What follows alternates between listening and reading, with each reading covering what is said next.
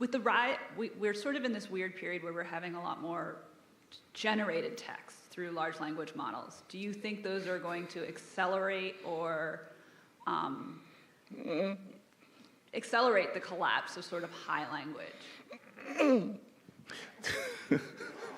I've been telling people I'm on sabbatical, and I thought I was going to dedicate it to learning more about AI because people keep asking about it, and I'm supposed to know, and instead I've been teaching myself to play the clarinet and reading comic strips and learning how to cook. And I knew how to cook, but I've been actually learning I can steam dumplings now. I made a cake. I mean, it's amazing.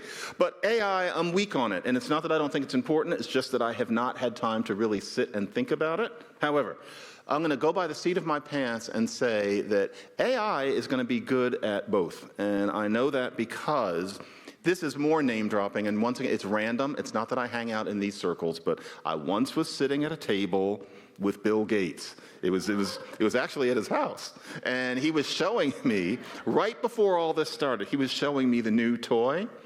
And on the one hand, I have seen ChatGPT reproducing the slangiest language. I mean, some of my students have included it in their work, with a different font and thought that I wouldn't figure it out. But then, on the other hand, what Bill did was he said, look at what this can do. And he told it, life is not all about me, but this is what he did. Write an editorial in the style of John McWhorter about reparations for slavery. And he went, doink. And it wasn't anything I've ever actually written, but it came out, and it was in that kind of Wall Street Journal language. I don't write about that anymore, but it was in the language. It was reproducing it perfectly. Like the editors of the Wall Street Journal, it's in there. And then he told it, write it in Russian. And so it went, doink. And there's a Russian person next to me, and I said, what kind of Russian?